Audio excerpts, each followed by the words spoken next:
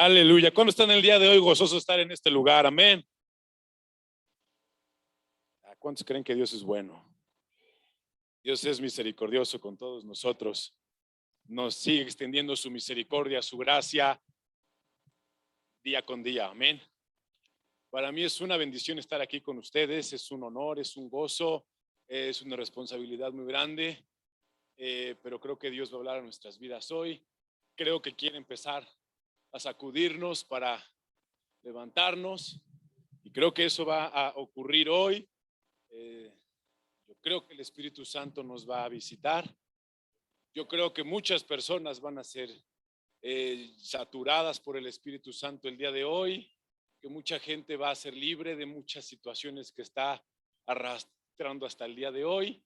Y es un honor, amén. Le doy muchas gracias a Dios, al pastor José Luis, amén, a su esposa y a ustedes, la iglesia de Acuapa, y les pido que me den la oportunidad de que Dios hable a través de mi vida para que cambie sus corazones. Amén. Vamos a orar para que Dios empiece a tomar el control de esta situación, de este mensaje. Yo me muevo mucho, me dicen que no me salga del cuadrito, pero yo me muevo mucho todo el tiempo. Voy a intentar moverme menos. Amén. Vamos a orar. Padre Santo, en esta hora te damos gracias, Señor, por la oportunidad que tú nos das de venir hoy delante de ti, Señor, porque sabemos y creemos, Padre Santo, que tú eres, Señor, la esperanza, no solamente para nuestras vidas, sino para cualquier persona, Señor, que te escuche y se arrepiente, Padre. En el nombre poderoso de Cristo Jesús, hoy le pedimos que el Señor nos visite y que envíe, Señor, a su Espíritu Santo para que obre en nuestros corazones, para que renueve nuestras mentes, Padre, en el nombre poderoso de Cristo Jesús. Aleluya. Amén. Aleluya. Vamos a abrir la palabra en el libro de Ezequiel, en el capítulo 22.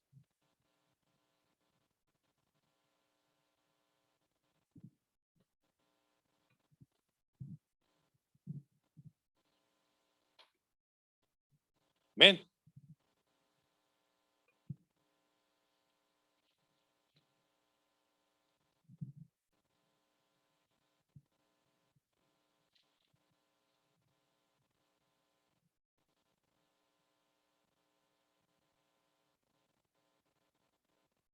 Nos dieron de referencia a este versículo, que está en el versículo 30 y 31. Ezequiel 22, 30 y 31 dice: y busqué entre ellos hombre que hiciese vallado y que se pusiese en la brecha delante de Dios, no, delante de mí, a favor de la tierra, para que yo no la destruyese, y no lo hallé. Por lo tanto, derramé sobre ellos mi ira, con el ardor de mi ira los consumí. Hice volver el camino de ellos sobre su propia cabeza, dice Jehová el Señor. Aleluya. Ezequiel 22 es complejo para mí entenderlo en todo, pero estuve analizándolo. Pero bueno, antes, estamos hablando en estas conferencias de una iglesia que hace vallado, ¿no? Nada más para entender las palabras. Vallado es un muro o una valla o algo que sirva de contención. ¿Estamos claros? Brecha es un hoyo, un espacio, un hoyo que separa dos cosas. Normalmente se utiliza para el hoyito en el que se meten, ¿no?, los soldados, aunque lo utilizamos en diferentes contextos. Últimamente se usa en brecha salarial, ¿no?, que hay un espacio amplio entre una y otra cosa. Bueno, el chiste es este, ¿no? Y estaba yo leyendo Ezequiel 22 en general y me di cuenta de algo, y es que son tres mensajes que Dios le hace a Ezequiel. Tres palabras de Dios, es decir, tres revelaciones de Dios a la vida de Ezequiel. En la primera parte le dice Dios a Ezequiel: oye, ¿no vas a juzgar a los hombres? Y empieza a mencionar los pecados que había en Israel. Dice, no vas a juzgar a esta nación. ¿Por qué? Dice, son derramadores de sangre, son idólatras, son fornicarios, adúlteros, y advierte el Señor que van a estar puestos por oprobio y escarnio. En el versículo 14 acaba de esta manera y dice, yo Jehová he hablado y lo haré. ¿Ok? La segunda palabra, en el versículo 17, empieza a decir que la casa de Israel se ha convertido en escoria, es decir, desperdicios. Y dice que los va a fundir. ¿Ok? Y después iniciamos la última palabra.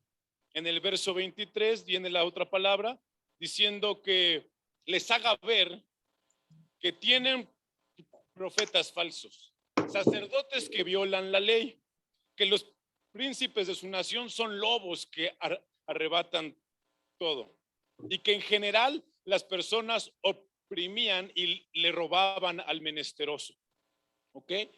Y al extranjero. Es en este contexto cuando entonces dice, y busqué entre ellos, lo cual se puede referir a dos cosas. Y busqué entre el pueblo de Israel, o busqué entre los sacerdotes, los profetas, etcétera, algo más en particular.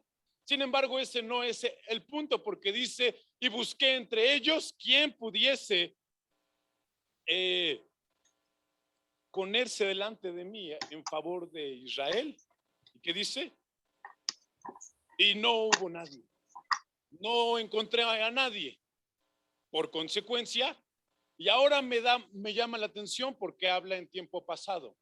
Dice, en el que sigue, en el versículo 31, ahí para que lo vean en la pantalla, dice, derramé, ¿sí o no? Las dos primeras palabras que recibió Ezequiel fueron en futuro, y la última es en pasado, es decir, ya era un hecho que en la mente de Dios había ocurrido, ¿sí o no?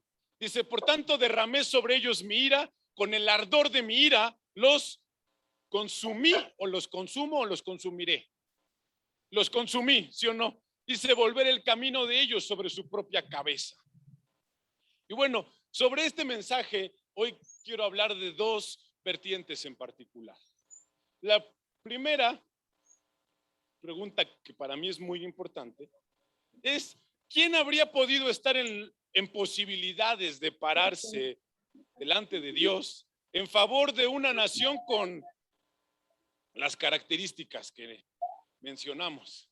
Idólatras, fornicarios, adúlteros, rateros, asesinos, ¿sí o no? ¿Quién podía estar en posibilidades de estar delante de Dios a favor de esa gente, ¿sí o no? Si hacemos un poquito de memoria, nos damos cuenta de que están en ese momento con vida, evidentemente, Ezequiel y Jeremías, ¿sí o no? ¿Sí saben en qué momento estamos? ¿En la caída de Israel? ¿O no tienen idea? Les cuento entonces. La nación de Israel se separó en dos, ¿sí o no? Israel y Judá, el norte y el sur. A causa de su pecado, a causa de su maldad, la nación de Israel fue llevada ¿a dónde? A los asirios, ¿sí o no? Con los asirios, no los sirios. Y Judá a Babilonia. A Babilonia se lo llevaron de a poquito en poquito, ¿sí o no? A unos, 10 años después a otros, y hasta que se apañan a toda la ciudad, ¿sí o no? En ese inter se llevaron a Daniel. Daniel era un chavito, se lo llevaron a la casa de Nabucodonosor, etcétera, ¿ok? Ezequiel también estaba en Babilonia, no estaba en Judá. Quien estaba en Judá era Jeremías. Ya estamos ahorita hablando de los últimos años de Jeremías, estamos como en los 30 de Ezequiel, y Daniel estaba empezando ahí a comer verduritas, ¿no? Entonces dice la palabra, y busqué entre ellos quien pudiera ponerse delante de mí en favor de la nación de Israel y no lo hallé. Es decir, Jeremías no fue suficiente. Ezequiel no le llegó, ¿verdad? Y Daniel, pues tampoco. ¿Sí me doy a entender? La pregunta sigue siendo, ¿y quién podría estar en esas posibilidades? Miren lo que dice el Salmo 76. ¿Sí me están siguiendo?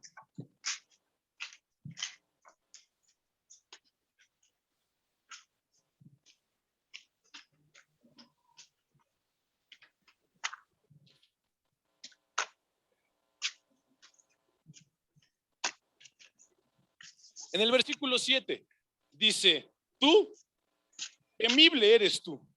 ¿Y quién podrá estar en pie delante de ti cuando se encienda tu ira? Desde los cielos hiciste oír juicio. La tierra tuvo temor y quedó suspensa. Cuando te levantaste, oh Dios, para juzgar, para salvar a todos los mansos de la tierra. ¿Qué dice el versículo 7? ¿Y quién podrá estar en pie delante de ti cuando se encienda tu ira? ¿Y qué decía Ezequiel? Y busqué, dice Dios, a través de Ezequiel, y busqué quién pudiera ponerse en pie, ¿no? Delante de mí, a favor de la tierra. Y dice el Salmo, pero ¿quién lo podría hacer? Esto se reafirma en el libro de Malaquías. Vamos hacia allá. ¿Me están siguiendo? Yo espero que sí. Malaquías en el capítulo número 3 dice en el versículo 1, he aquí yo envío mi mensajero, el cual prepara el camino delante de mí, y vendrá súbitamente a su templo. El Señor a quien vosotros buscáis y el ángel del pacto a quien deseáis vosotros. He aquí viene, ha dicho Jehová de los ejércitos. ¿Y quién podrá soportar el tiempo de su venida? ¿O quién podrá estar en pie cuando Él se manifieste? Porque Él es como fuego purificador y como jabón de lavadores. Y se sentará para afinar y limpiar la plata, porque limpiará a los hijos de Leví, los afinará como a oro y como a plata, y traerán a Jehová ofrenda en justicia. Amén. Es decir, ¿habría alguien totalmente perfecto y santo que pudiera estar delante de Dios? Vamos a leer Apocalipsis para saber quién es, ¿no? Apocalipsis, en el versículo 5, en el capítulo 5, perdón, ocurre algo similar. Y dice, ¿y quién va a poder estar ahí? Dice, y vi en la mano derecha del que estaba sentado en el trono un libro escrito por dentro y por fuera, sellado con 7 sellos. Y vi un ángel fuerte que pregonaba a gran voz, ¿quién es digno de abrir el libro y desatar sus sellos? Y ninguno, ni en el cielo, ni en la tierra, ni debajo de la tierra podía abrir el libro, ni aún mirarlo. Y lloraba yo mucho, porque no se había hallado a ninguno digno de abrir el libro, ni de leerlo, ni de mirarlo. Y uno de los ancianos me dijo, no llores. He aquí que el león de la tribu de Judá, la raíz de David, ha vencido para abrir el libro y desatar sus 7 sellos. Y miré y vi que en medio del trono y de los 4 seres vivientes y en medio de los ancianos estaba en pie un cordero como inmolado, que tenía 7 cuernos y 7 ojos, los cuales son los 7 espíritus de Dios enviados por toda la tierra. Y vino y tomó el libro de la mano derecha del que estaba sentado en el trono. ¿Ven? Y cuando hubo tomado el libro, los 4 seres vivientes y los 24 ancianos se postraron delante del cordero. Todos tenían arpas y copas de oro llenas de incienso, que son las oraciones de los santos, y cantaban un cántico un nuevo cántico diciendo: digno eres de tomar el libro y de abrir sus sellos, porque tú fuiste inmolado y con tu sangre nos has redimido para Dios de todo linaje y lengua y pueblo y nación, y nos has hecho para nuestro Dios reyes y sacerdotes, y reinaremos sobre la tierra. Aleluya. Por supuesto que la única persona que está en posibilidades de ponerse delante de Dios en su ira es el Señor Jesucristo, ¿sí o no? Es la única persona con la autoridad moral, con el poder de resistir delante del Padre en pie, ¿sí o no?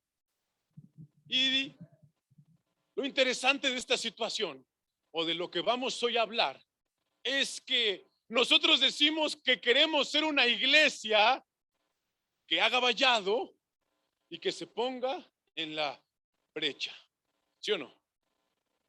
Pero ya vimos lo complicado, ¿sí o no? Ezequiel, ¿cuántos creen que están como al mismo nivel de Ezequiel? No tenemos ni visioncitas así pequeñas de una nube que sale en el cielo, ¿sí o no? Y este hombre vio todas las cosas. Pero entonces, ¿bajo qué realidad es que nosotros podemos? Es que nosotros podemos hacer esto. ¿Bajo qué parámetro? ¿No? Porque pues tú y yo somos gente pecadora, ¿no? Pues tú y yo somos personas en condiciones complicadas. ¿Por qué vamos a ser vallado y cómo vamos a tener éxito en eso? Bueno, la premisa es muy simple. La iglesia es el cuerpo de Cristo, ¿sí o no? Es muy sencillo entenderlo. El Espíritu de Dios mora en su iglesia, ¿sí o no? Somos el estuche físico del Espíritu de Cristo. Nosotros decimos que Dios está aquí porque mora en nosotros, ¿sí o no? Nosotros decimos que Dios va a un lugar porque mora en su iglesia, porque Dios obra a través de su iglesia. Cuando decimos que la iglesia quiere ponerse en la brecha en favor de los pecadores, ¿sí o no? ¿Bajo qué condiciones esto sería posible? Únicamente estando en el Espíritu de Cristo. No hay otra forma. Nosotros, siendo seres humanos, aunque nos esforzáramos mucho, no podríamos estar en pie delante de Dios. ¿Sí me doy a entender? Quiero que leamos esto para que se nos aclare más la mente. Segunda de Corintios 5.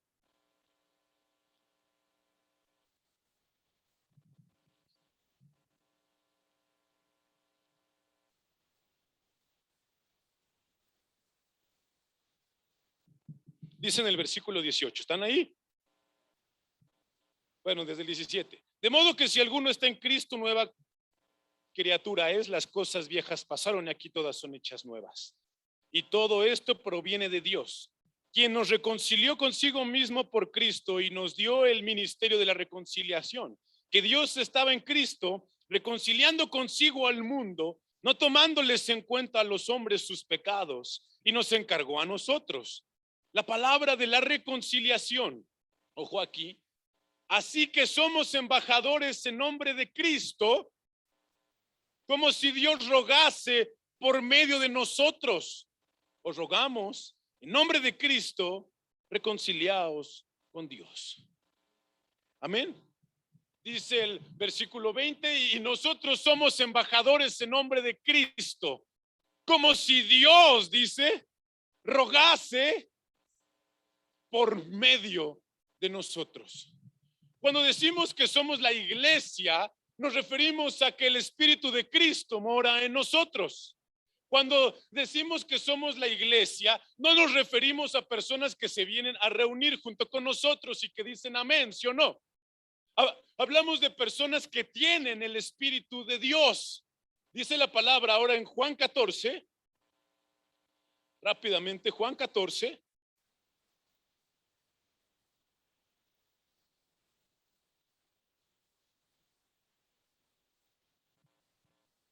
En el versículo 17 desde 16 dice, y yo rogaré al Padre y os daré a otro consolador para que esté con vosotros para siempre. ¿Cuánto tiempo dice? Para siempre. El Espíritu de verdad al cual ¿quién no puede recibir? El mundo no lo puede recibir. Hay gente que viene a la iglesia, pero es mundana. No puede recibir el Espíritu de Dios, porque sus afectos están en este mundo, porque sus intereses están en este mundo, porque su valía está en este mundo, ¿sí o no? Dice, al cual el mundo no puede recibir porque no le ve ni le conoce, pero vosotros le conocéis, ¿sí o no?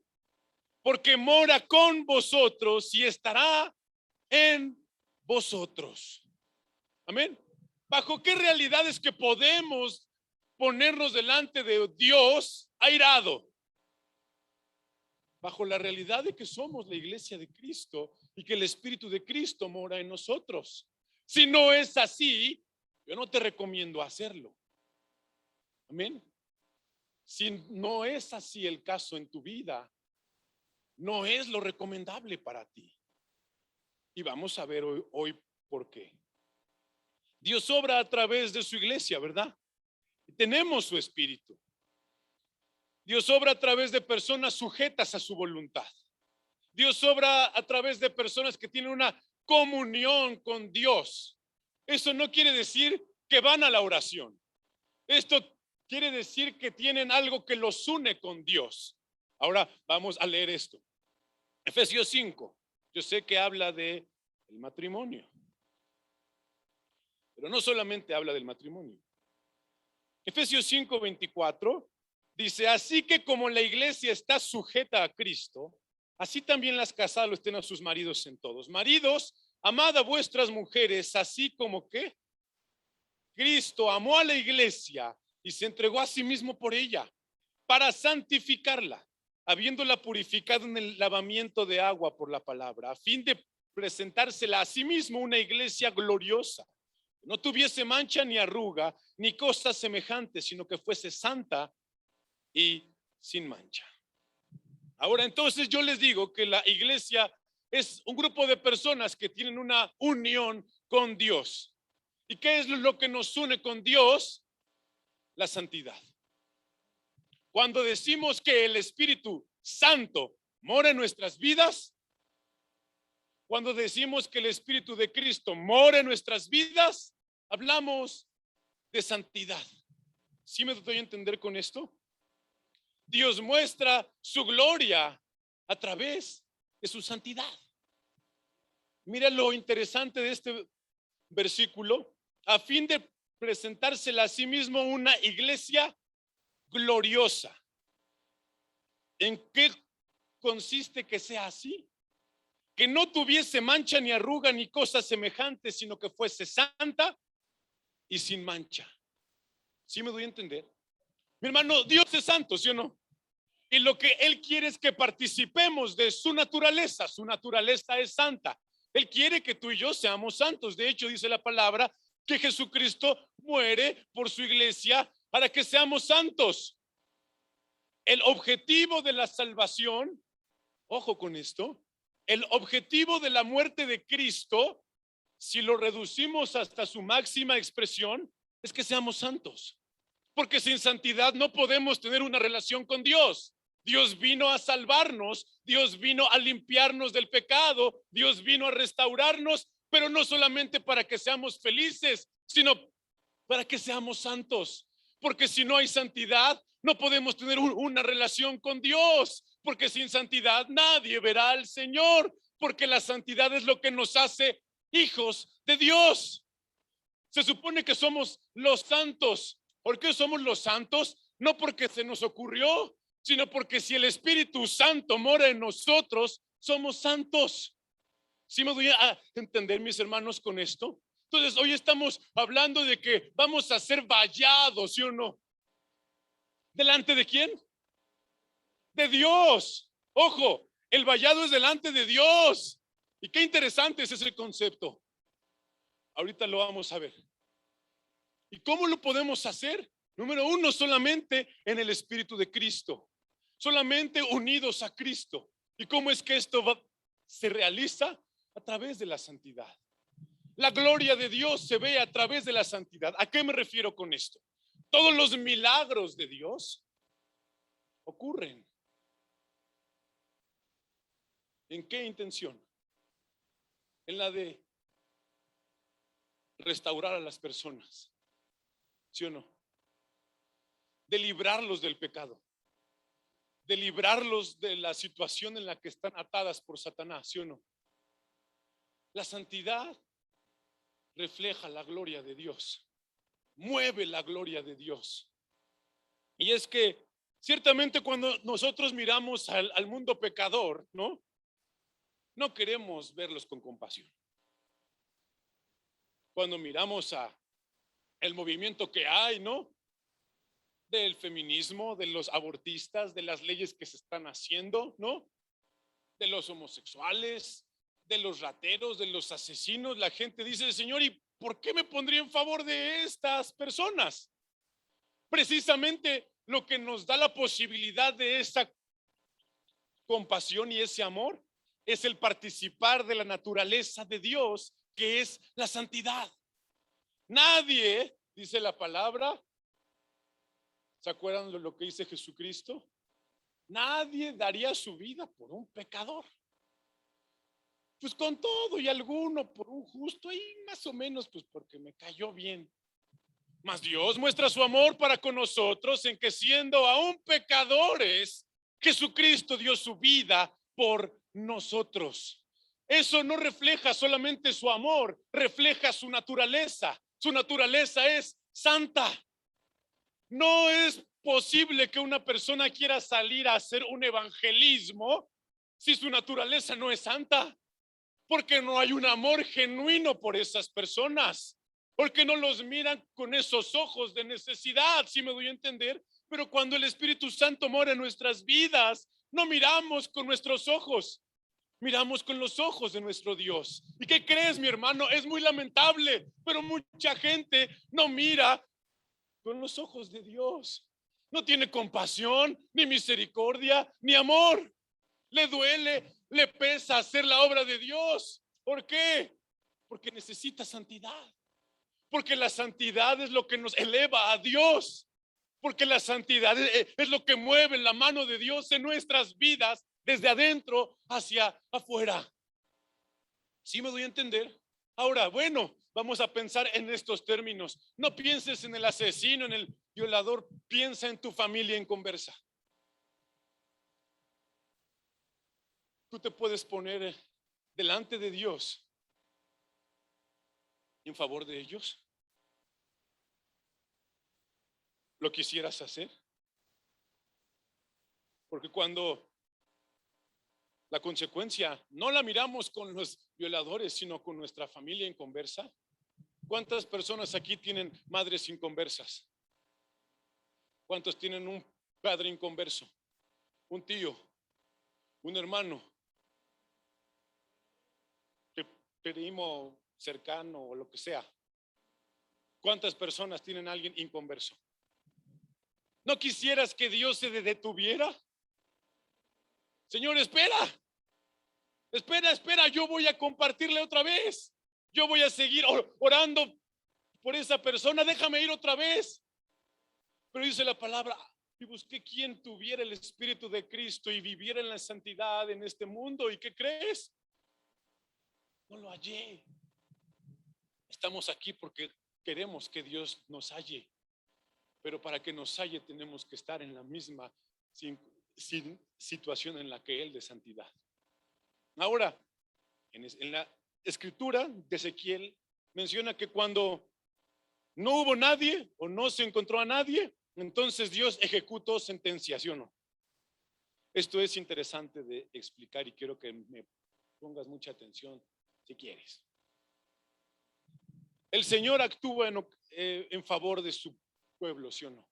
En favor de sus hijos. Pero en ocasiones autoriza a Satanás. Sí lo sabemos, ¿no? Él permite a Satanás actuar.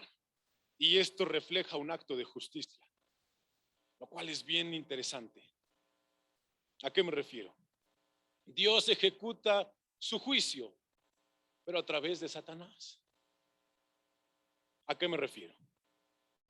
¿Cuántos saben que Él es el acusador? ¿Cuántos no están en santidad? Muchas personas.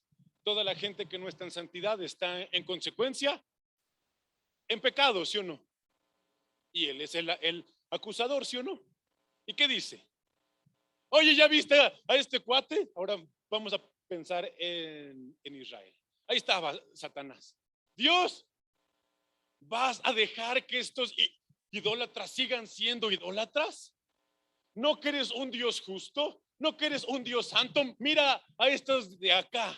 Son unos pecadores, mentirosos, rateros, ¿sí o no? Fornicarios y idólatras. Y ahí está, dice, acusando, ¿sí o no? Acusando, acusando. Pero no solamente acusa. Tienta, ¿sí o no? Te tienta y cuando caes, te acusa. Y cuando no agarras la onda, Dios dice, ok, obra. Ya le mandé a una persona, a otra persona, ya oramos, ya lo está bien, ¿sí o no? Dice la palabra que Dios le dio la oportunidad a Satanás por 70 años contra la nación de Israel. Pero dijo, ok, está bien, hazlo. Sin embargo, espera. Ahora, vamos a leer, a entender esto mejor. ¿Se acuerdan cuando Satanás le pidió a Jesucristo la oportunidad de zarandear a Pedro? Es decir, le pidió su autorización. Oye, este cuate no sé tú, pero si tiene la autorización de Satanás es que hay algo que tiene que ser perfeccionado. Es decir, hay algo en lo que se está fallando. Vamos a leer dos versículos que nos pueden aclarar más. Segunda de Samuel.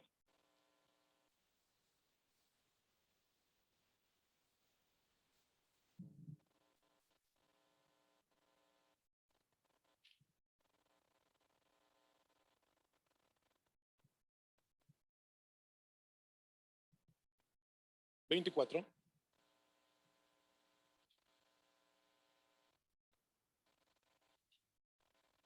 Dice, ojo en el versículo 1.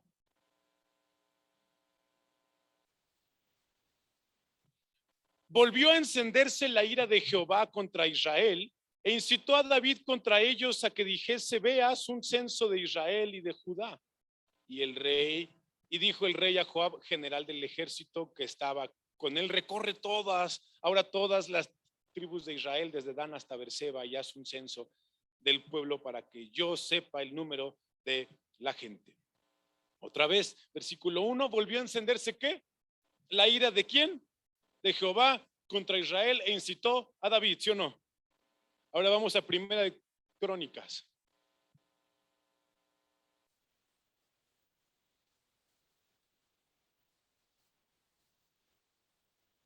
En el capítulo 21.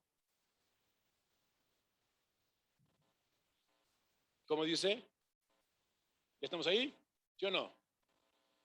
Pero Satanás se levantó contra Israel e incitó a David a que hiciese censo de Israel. Dijo David a Joab y a los príncipes del pueblo, id a hacer censo de Israel, dice, desde Berseba hasta Dan, e informadme sobre el número de ellos para que yo lo sepa. ¿Qué es lo que pasó? Porque leemos dos cosas, ¿no? La ira de Jehová y leemos que Satanás se levanta. Satanás tentó la vanidad de David, ¿sí o no? Y cuando tentó la vanidad de David, y David dijo, pues vamos a hacer un censo y quién sabe qué, lo acusó. ¿Sí me doy a entender con esto? Primero lo incita a pecar y cuando lo hace, lo acusa, ¿sí o no? Y cuando lo acusa, Dios lo autoriza y dice, está bien. ¿Me doy a entender? porque así opera Satanás, lo cual es bien delicado. Nunca nada se escapa de las manos de Dios. Ojo, estamos hablando de que Dios autoriza a Satanás. Aunque está muele y muele y muele, Satanás no puede manipular a Dios. ¿Quién podría manipular a Dios? Sin embargo, llega el momento en el que es justo que las consecuencias del pecado caigan sobre la vida de las personas. Es justo, ¿sí o no? Porque dice la palabra que la paga del pecado es muerte. ¿Me voy a entender con esto? Y llega el momento en el que entonces Satanás dice, oye, ya viste que son así, ya se les habló en los seminarios, en las conferencias, todos los días en la iglesia y no hicieron caso. ¿Ya me dejas? No, no es una semana más, un año más, lo vamos a abonar. Así dice, ¿no? Esta higuera no tiene nada, pero no la cortes, espérate un año más. Y pasa un año. Y Satanás dice, ya pasó un año, ¿ya puedo? Metí mi solicitud hace más de 6 meses. Aquí la tengo. Híjole, dice, ya la pasé hasta abajo como 5 veces, pero esta gente no entiende. Está bien, autorizado. Y esto es delicado. David decía, mejor en las manos de un Dios misericordioso que en las del enemigo. Porque cuando ya caes en las manos de Satanás, mi hermano, no hay misericordia. Y quiero que lo sepas muy bien. Cuando llegamos a estas circunstancias, ¿has leído en Apocalipsis sobre las copas de la ira? ¿Quién? La copa de la ira, ¿de quién es? ¿De Dios? Pero ¿qué ocurre cuando se desatan las copas de la ira? Los demonios son liberados. ¿Sí me doy a entender con esto? Otra vez, rebobinemos. Cuando la situación excede, cuando la maldad del hombre excede, porque dice la palabra, no para siempre voy a contender contra ellos. Cuando excede, Satanás es autorizado a destruir. Y él vino a matar, a robar y a destruir todo. ¿Sí me doy a entender con esto? Y llega ese momento. Las copas de la ira dice que son la ira de Dios. Sin embargo, son los demonios los que se ponen a destruir a las personas. Dice la palabra que llega el momento en el que los empiezan a tormentar a tal manera que se quieren suicidar y no se los permiten. ¿Sí me doy a entender? A una situación en la que ellos ya están desesperados, ya están hartos, ya se quieren ir de esa circunstancia y Satanás no les permite ni siquiera morir, porque dice la palabra que eso es lo que va a ocurrir en el infierno, el lugar en donde no muere. Pues aquí les dio COVID y no podían respirar y después ya pudieron. En el infierno no vas a poder respirar. ¿Y qué crees? No se te pasa en 6 meses. ¿Y qué crees? No cierras los ojos y te mueres porque ya estás muerto. Los abres y sigues en la misma circunstancia. Una y otra vez y otra vez y otra vez. ¿Y qué crees? Mucha gente dice, yo no creo en ese Dios. Dios no podría hacer las cosas así. Dios, si es tan bueno y amoroso, no nos mandaría al infierno y nos torturaría. No, Dios no lo hace. ¿Quién lo hace? Satanás. Y Satanás te arrastra a ti al infierno. No te manda Dios. ¿Sí lo sabemos? Nos arrastra hacia allá. Mucha gente no lo entiende. Mucha gente dice, yo no creo en ese Dios. Yo tengo mi versión de Dios. Yo creo que esto es lo correcto. Yo creo que esto otro es lo incorrecto. Mi hermano, mucha gente no lo entiende, pero es importante que la iglesia sí lo entienda. Que la iglesia sí sepa lo que va a ocurrir.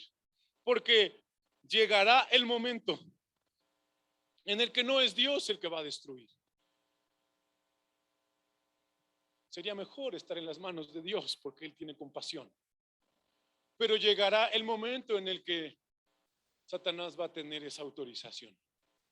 Cuando el pecado del hombre sea tal, la maldad sea tal, y no haya nadie que se ponga en favor de la gente.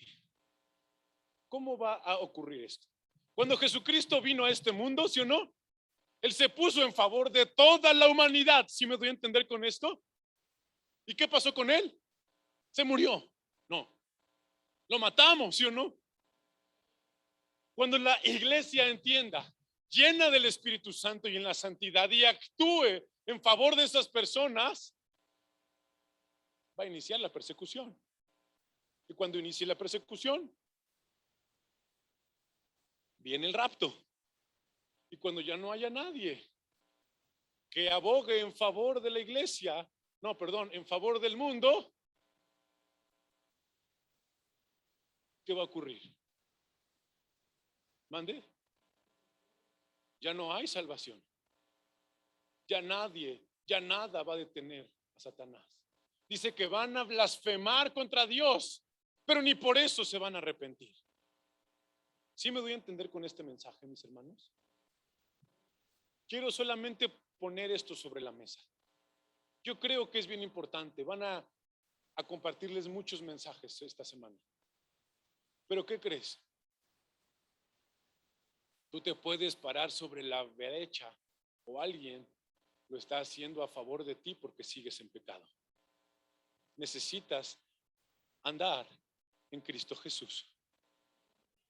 Necesitas renunciar al pecado. Necesitas renunciar a lo oculto. Necesitas renunciar a las tinieblas. Necesitas ya el Espíritu de Cristo en tu vida. Porque los santos son los hijos de Dios. No hay más. Tú puedes pensar que eres santo o que eres un hijo de Dios o que eres lo que tú quieras. Pero lo que le dice a nuestro espíritu y al de Dios, Abba Padre, es el Espíritu Santo. Tú puedes repetírtelo 100 veces, Abba Padre, pero solamente el Espíritu de Dios es el que hace a hijos de Dios. Nos vamos a parar en la brecha, pero se necesita santidad. ¿Me doy a entender con esto? De otra forma, nos van a aplastar. De otra forma, nos van a destruir.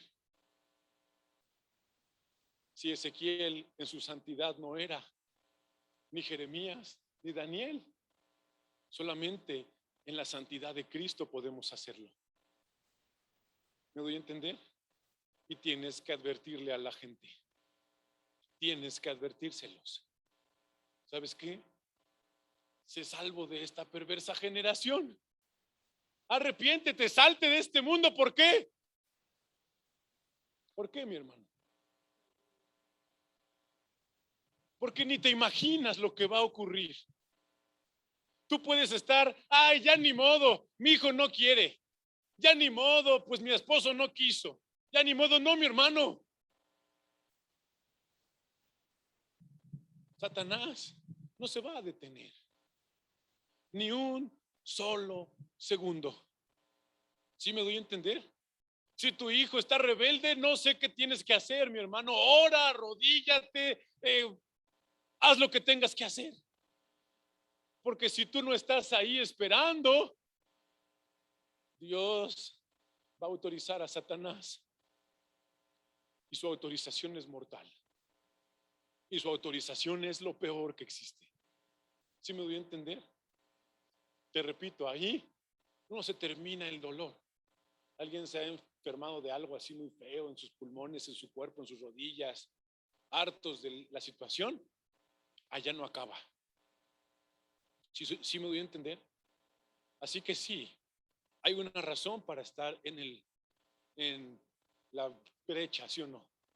Hay una razón importante. Pero antes de querer estar en ese lugar, cerciórate de que estás lleno del Espíritu de Dios. Cerciórate de que estás viviendo en santidad. Cerciórate. ¿Y sabes qué va a pasar? Vas a ver la gloria de Dios. Amén. Porque nuestra santidad no depende de nuestras obras, sino de nuestra fe en Jesucristo. Y al que cree va a ver la gloria de Dios. Mi hermano, yo quiero ver la gloria de Dios. No vas a tener amor por la gente, ni suficiente amor por la gente inconversa, si no participas de la naturaleza de Dios. Vamos a ponernos en pie en esta tarde.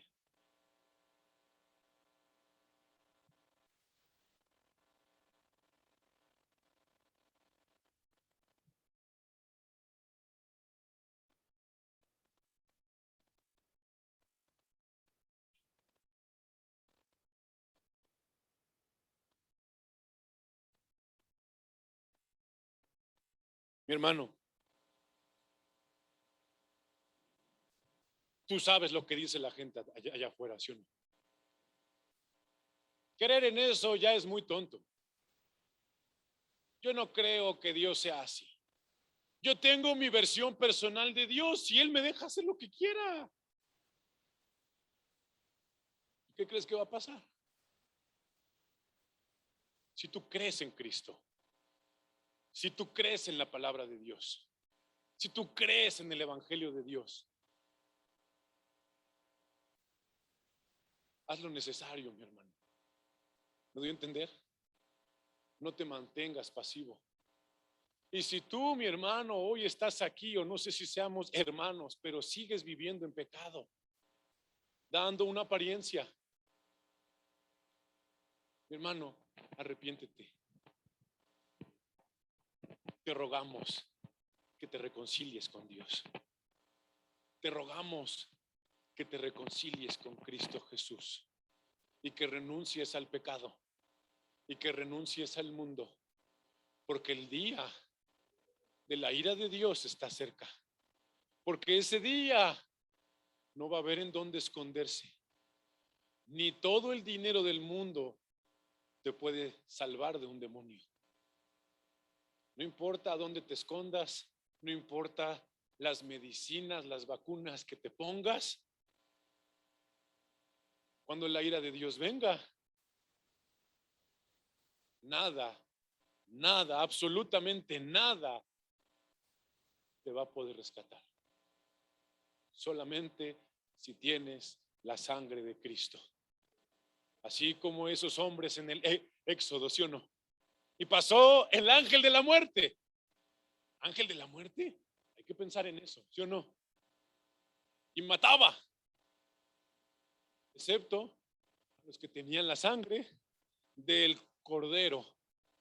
Tú necesitas la sangre del cordero, porque Él es el único que tiene la posibilidad de venir y abrir los sellos y de pararse en favor de ti y de mí. ¿Me doy a entender hoy, mis hermanos? Vamos a orar.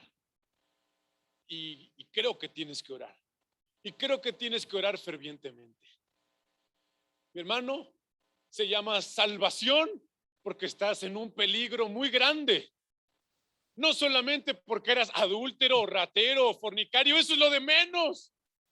El peligro más grande es estar una eternidad sin Dios en el infierno. Ese es el peligro más mortal. Estás en peligro. Sálvate. Reconoce a Cristo Jesús. Ven a Dios. Arrepiéntete de tus pecados. Y termina las cosas que tienes que terminar. Deshazte de las relaciones de las que te tienes que deshacer. Y después, ora en favor de ellos. Porque hay alguien que los quiere destruir. Así que hoy tú ponte a pensar. Si mi familia no se salva, si mi esposa, si mi hijo, si mi esposo, si mi mamá, si mi papá no se arrepiente, ya ni modo, no. Jesucristo estuvo dispuesto a sufrir la peor tortura antes de que tú pudieras llegar al infierno, para que te imagines lo que va a pasar allá. Dios estuvo dispuesto a hacerse hombre y sufrir para que tú no estuvieras en el infierno. Imagínate por qué lo hizo. Él sabe quién es Satanás. Él sabe lo que va a pasar en el infierno. No te recomienda que sigas en los caminos en los que estás. Busca a Cristo y pídele de su Espíritu Santo.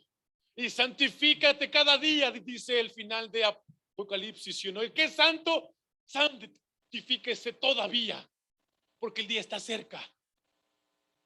Amén. Así que vamos a cerrar los ojos, a inclinar nuestro rostro en reverencia a Dios. Hay un peligro, y no es